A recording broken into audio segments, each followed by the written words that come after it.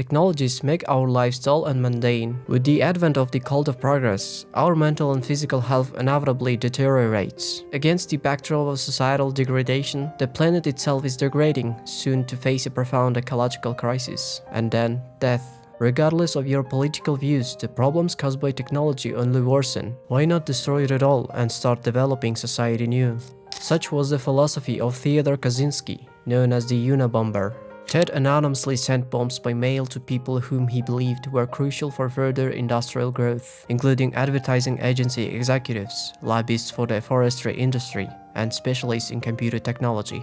In 1995, Kaczynski wrote a manifesto titled Industrial Society and Its Future, which contained predictions and analysis of humanity's future. Many of these predictions turned out to be eerily accurate. He was not a madman. Throughout his life, he gave no one reason to doubt his own brilliance. So let's discuss why Theodore Kaczynski wanted to destroy the world.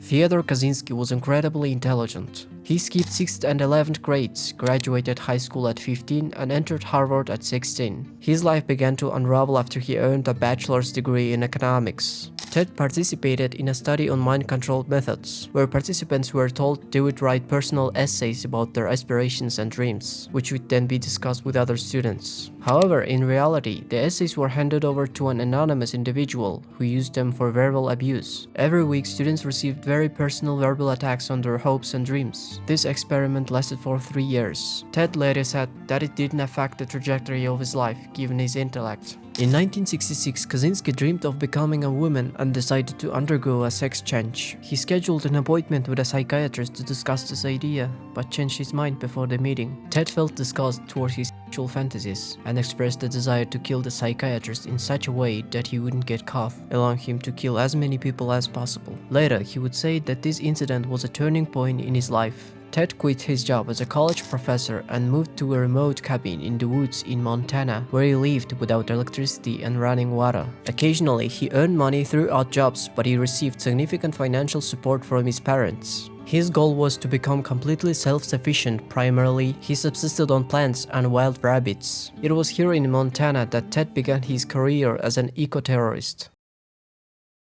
Once, while Ted was walking through the forest around his cabin, he arrived at a rocky ridge near a waterfall, only to find the road had been built straight through it. Ted later described this moment saying, "You just can't imagine how upset I was. From that moment on, I decided that instead of trying to acquire further wilderness skills, I would work on getting even with the system." Indeed, Ted kept his word. Once someone built a country house a mile away from his cabin. Ted stormed into the house and vandalized it, as well as destroyed the snowmobiles and the motorcycles belonging to the house's owners. Many times in the forest, Ted sabotaged machinery that he believed was adversely affecting the natural area. He set fire to a bulldozer, poured sugar into the gas tanks of snowmobiles, and even smashed a construction truck he saw in the woods. Although this was nothing compared to the infamous bombings between 1978 and 1995. Kaczynski anonymously sent a series of bombs by mail or personally, delivered them to mailboxes, resulting in the death of 3 people and the injury of 23 others. Ted sent bombs to people whom he considered to be the foot soldiers of industrial growth. Watching the FBI's failures, Ted continued to send his bombs. He took care to leave no evidence and often placed deliberately misleading clues in the explosive packages. Many bombs had fingerprints not belonging to Ted, who is still at large in 1995. Ted sent his essay Industrial Society and Its Future to several media outlets. He demanded that it be published in a major newspaper, and if demands were met, he stated he would stop the series of attacks. In this essay, he outlined his philosophy and motives for the attacks. Kaczynski's manifesto essentially begins with his main thesis: the Industrial Revolution and its consequences have been a disaster for humanity. Kaczynski asserts that we've created a world in which people are not adapted to live. Throughout 35,000 words, Ted elaborates on this idea and offers nature as an alternative to modern problems caused by technology. Ted argues that the system takes precedence over everything else, including human freedom. Your behavior is regulated to make you more efficient within the system, and your well-being is determined by your ability to be a productive part of the system. In essence, the state squeezes as much benefit as possible from you, regulating your behavior and limiting your freedom. And the conditions in which you live depend solely on how much benefit you bring to the state. Within this system, for example, attention disorders that affect a person's ability to be productive, do not receive adequate attention, or take depression, the social condition that caused it, are completely ignored. Instead, people are offered drugs that help them endure unbearable conditions. Kaczynski believed that this was inevitable in industrial society. Initial technologies such as plumbing, electricity, and telecommunications seemed entirely beneficial. However, as these technologies became integrated into our lives, they completely eroded our personal freedoms, according to Ted. For example, owning a car, once an optional luxury, gradually became an indispensable part of our lives. CDs were designed around the idea that people should own cars. Now you are essentially required to have your own car and do whatever it takes to get one. Work to buy a car, register it, take driving courses, and so on. Even pedestrians' freedom is limited by cars. Of course, there are sidewalks and pedestrian crossings, but there is always a chance of being hit by a careless driver. Public transportation also restricts freedom because you have to go where the bus goes and to get off only where the train stops, and so on.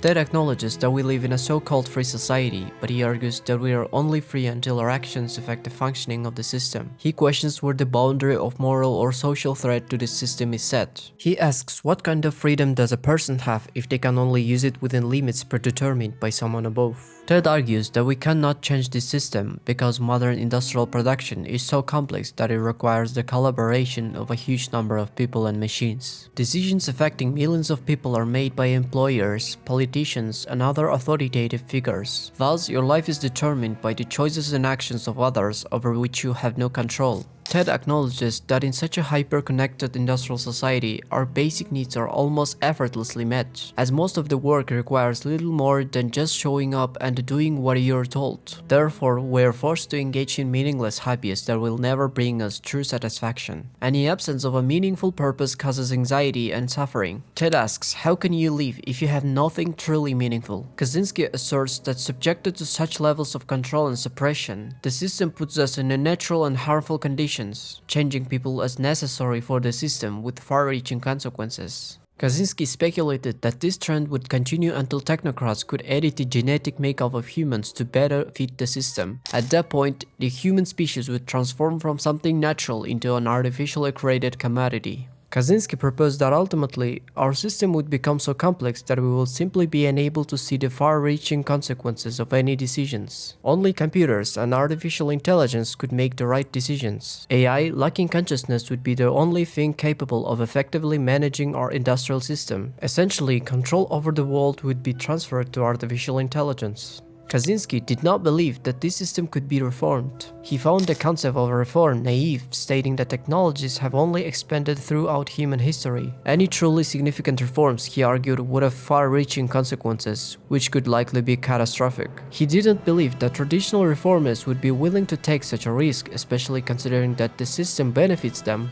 Furthermore, Kaczynski opposed technophiles who believed that science would solve all these problems. For example, the Industrial Revolution was supposed to solve the problem of world hunger, but according to Kaczynski, the result was entirely opposite. According to Ted, technophiles ignore the fact that their solutions only bring more problems. For example, scientists boast about putting an end to hunger by creating new genetically modified food crops, which will allow the human population to continue growing indefinitely. And it's well known that boredom leads to increased stress and aggression. Therefore, Ted called for a revolution. He said it's not too late yet to destroy everything. Understanding that this revolution will cause much suffering to humanity, he justified it by pointing out that the intensification of industrialization will lead to even greater suffering. Kaczynski believed that the more the system is allowed to expand, the more suffering its final collapse will cause. So destroying everything right now seemed to him a humane option. As much as he hated technology, he loved nature just as much, and he believed that nature was the antidote. In his view, primitive men had almost nothing to do with the problems we face today. Roughly speaking, signs of clinical depression are hardly likely to be found in the first humans. Only by existing in nature, according to Kaczynski, can one achieve true freedom in meeting one's needs. When all industrial systems are destroyed, people will be forced to live in harmony with nature. All of this, of course, sounds very left-leaning considering modern standards. But Ted hated liberals. Huge parts of the entire manifesto are dedicated to criticizing the left and describing associated problems.